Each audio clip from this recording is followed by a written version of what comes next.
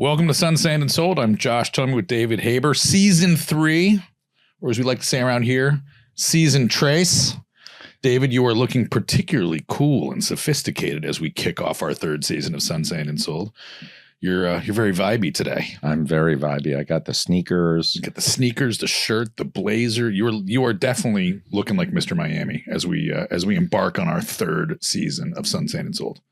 I'm very pleased that we're in the third season, and I'm very grateful to you for being my partner in this show because without your brilliance and that great TV and radio voice, we wouldn't have made it this far. My jokes and my shirts would not have gotten us to season 3. Look at this like emotional sentiment that we're kicking off. This is going to be like a very family season. I can feel it already. I love it. I mean, we basically are family already, so it's just extending it. No, it's very spiritual. Speaking of which, on the show today, we've got Andrew Falsetto from Ariete Hospitality, who has a lot of family baked into that restaurant, hospitality group, and they're exploding. It's like, I mean, we don't know how many more restaurants these guys could be producing, but we've got fun conversations. 3 openings, I believe, within 10 days. So coming up and this week. But interesting guy, interesting family, history in restaurants and in business with his brother. Yeah, which I love that. I love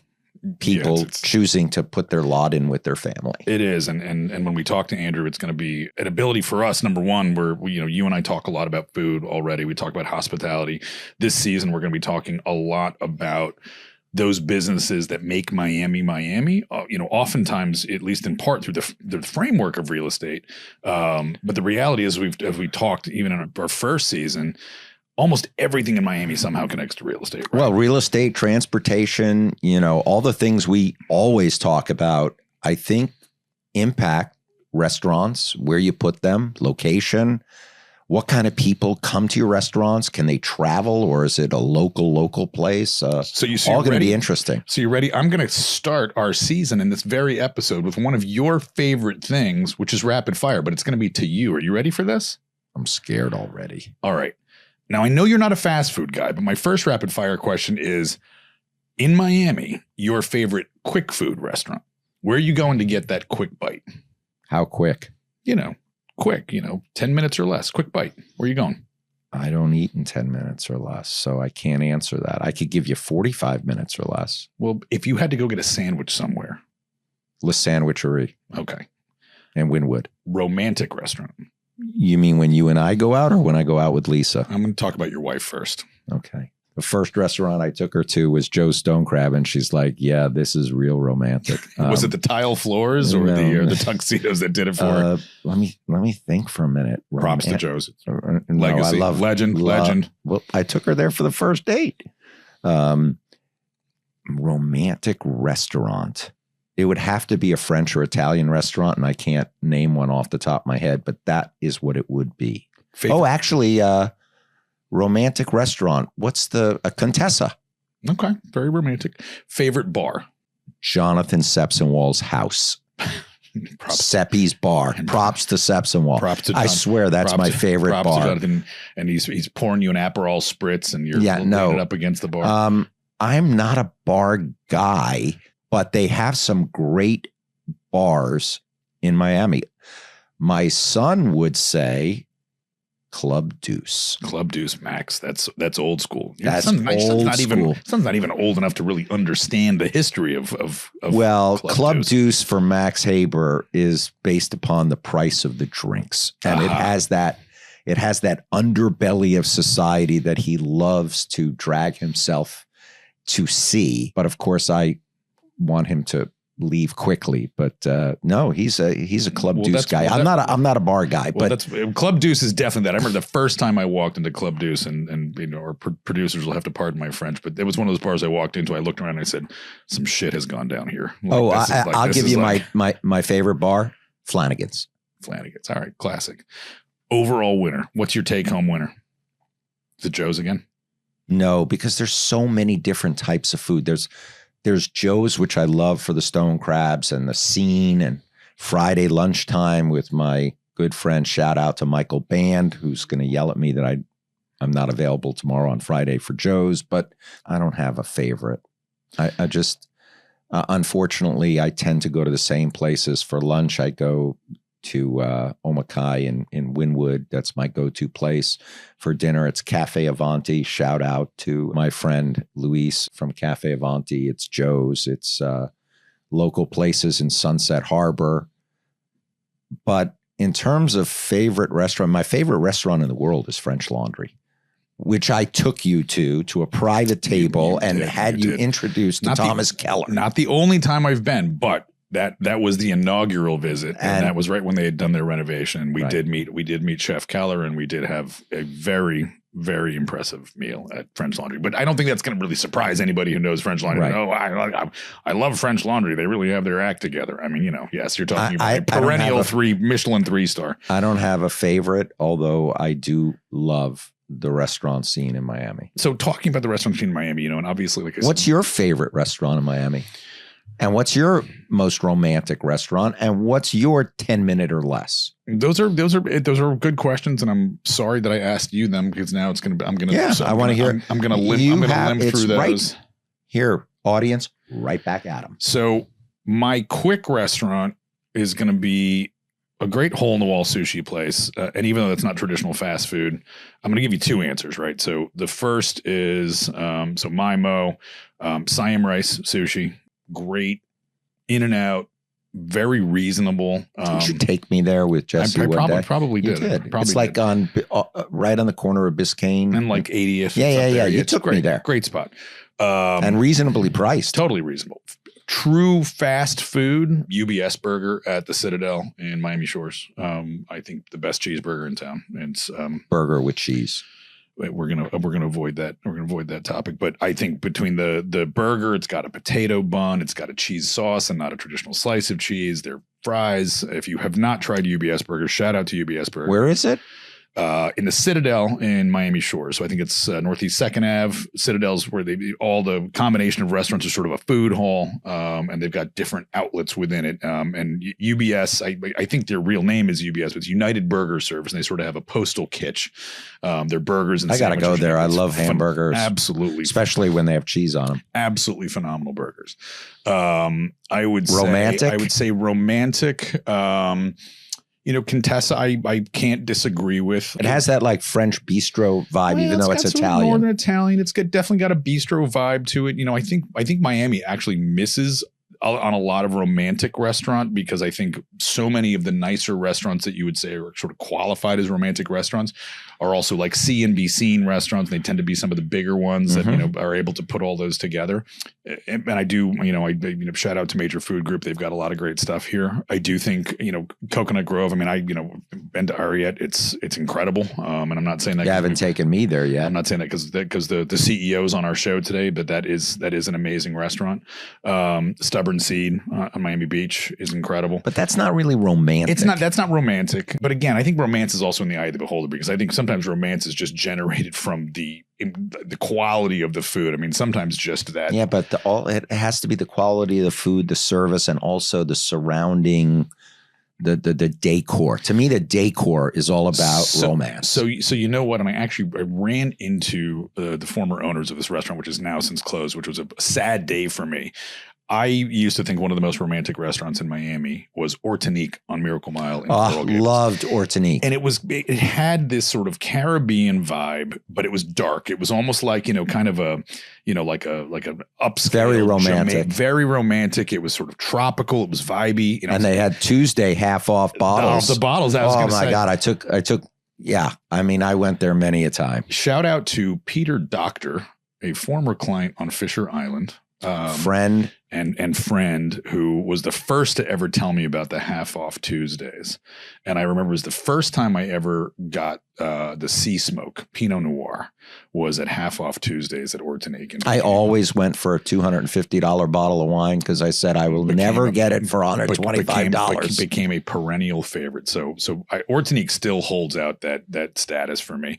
I would say overall right now, and I know you and I just went recently, it's hard not to give give at least some thought to Sonny's up in my neck of the woods in Miami as an overall great restaurant experience, because I think it brings a lot of those Miami not romantic, elements. But it brings a lot of those elements. I mean, it could be romantic depending on the circumstance, but I mean, great. But it has the cool vibe. It has the good food. Indoor, outdoor, cool. No, it had a cool vibe. It's big, but yet because it's divided up into all these smaller areas, we had a great dinner there, amazing service.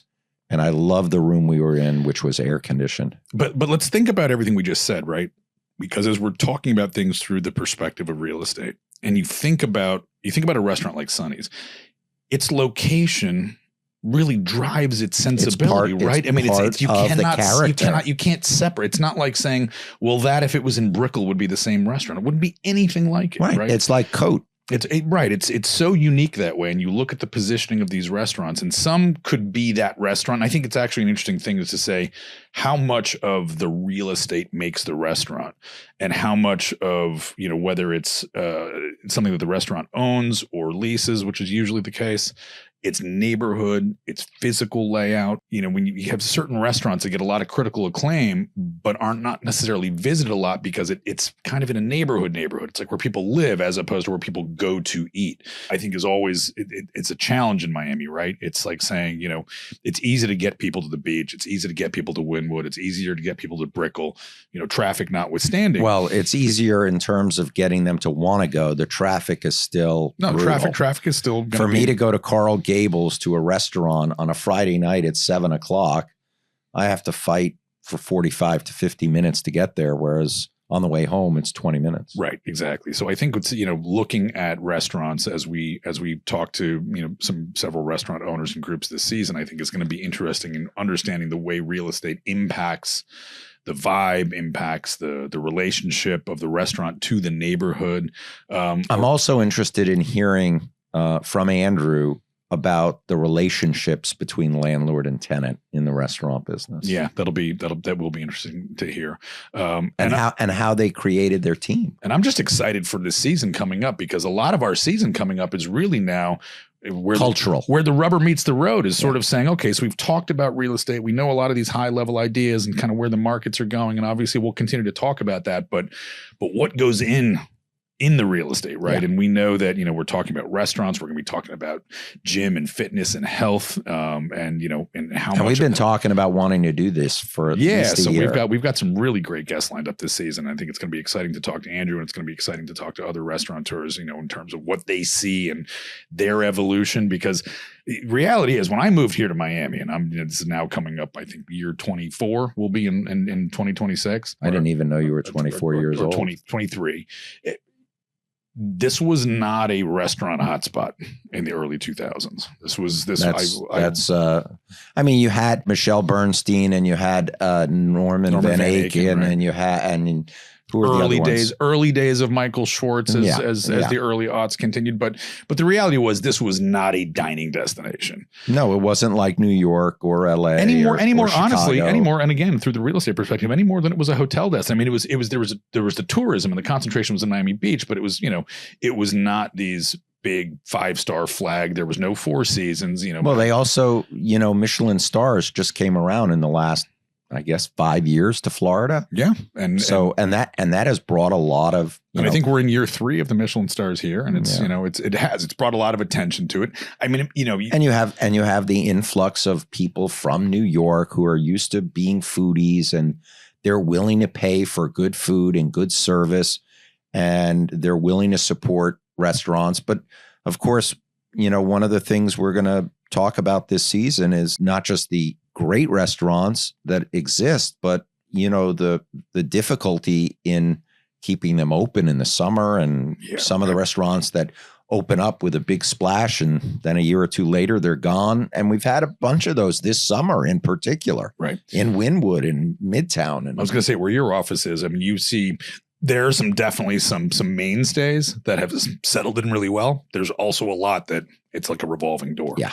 Not easy. I mean, and again, not a business that I have ever invested in, but I don't think people that run, the Ariete Restaurant Group and Major Food Group, they obviously have found success with their teams, and it is a team effort, which I presume we'll hear a lot about today. But, they've been able to sustain success across different food types. Not easy in a city like this that is in sort of a constant reinvention.